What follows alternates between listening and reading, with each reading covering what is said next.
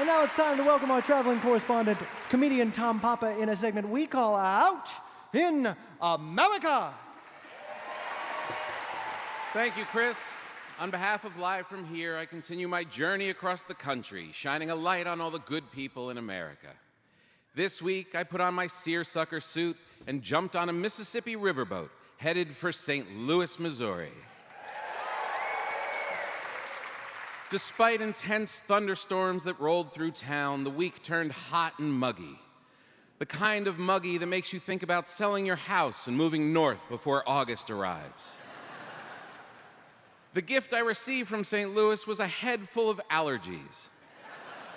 All week, I walked around like I had a wet paper towel draped over my eyes, and all my energy drained from my body through the water spout that was my nose. The beautiful spring trees are busting with new green leaves, but knowing that they were spewing pollen at my face, all I wanted was a chainsaw.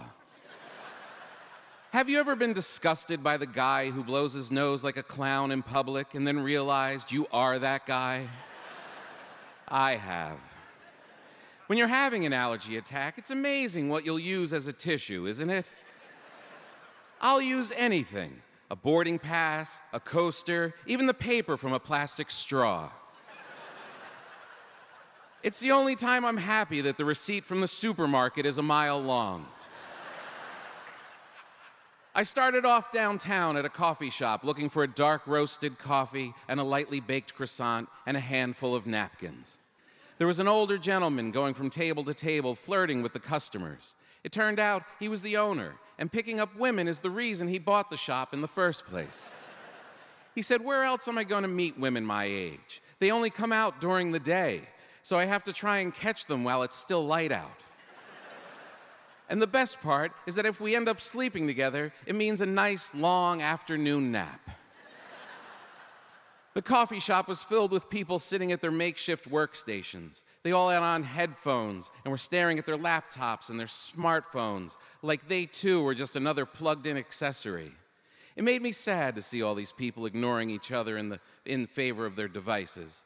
Didn't they realize they were slaves to technology? I wondered, how many hours does the average person waste on their phone each day? I pulled out my iPhone to Google it. But when I activated my phone, I forgot why I opened it in the first place. So I started scrolling through Instagram for no reason.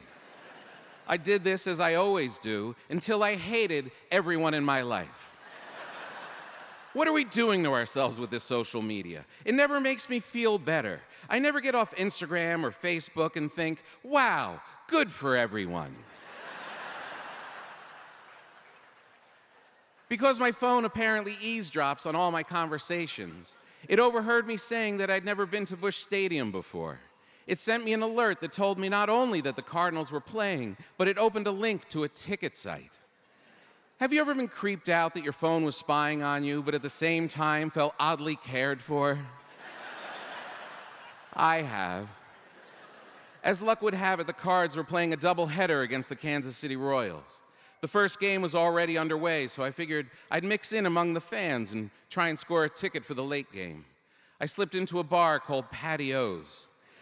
It smelled like grilled sausages and was filled with all the beer-soaked baseball fans you'd ever want to meet. There was a father with his son-in-law going to their first game together, a young couple toasting that they'd gotten engaged at the stadium a year ago, and a bunch of drunk guys who skipped out on work but were still in their business khakis and their ties that occasionally dunked into their beers. As the bartender put it, St. Louis is a beer-drinking town with a baseball problem.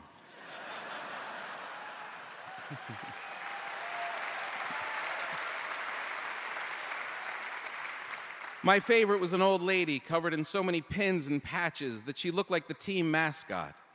Despite the heat, her lipstick matched the cardinal that sat on top of her knitted hat.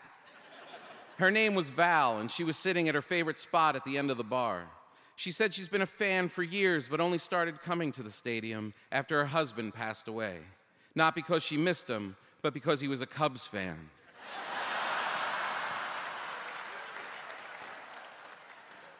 She said, "We're off to a slow start, but I'm hopeful we'll get something going. I asked her how the team was doing. She said, "I'm not talking about the team, sugar. I'm talking about you and me." I sneezed so hard her buttons jingled. She said, "I'll take that as a yes." By the middle of the third inning, the Cards were down by 7 runs. Val said, "Follow me." She downed the rest of her beer, and we walked to the entrance where some discouraged fans were already leaving the stadium. Someone came up and handed us their 2 tickets. Val said, "You see that? Sometimes being old and adorable is like having a superpower." It was baseball heaven. The seats were amazing, right on the first base side. It's such a great ballpark. The field is a brighter green than I've ever seen. The red brick seems to have all of baseball's history baked into its walls. A vendor recognized Val and gave us 2 free hot dogs. Another recognized her and gave us 2 free beers. She leaned over and said, "So, Tom, how does it feel having a sugar mama?" Have you ever kissed a senior citizen on the kiss cam at Busch Stadium just so she would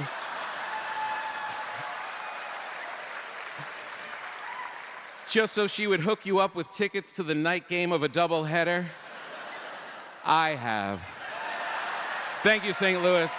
And until next time, this has been Tom Papa out in America. Thank you.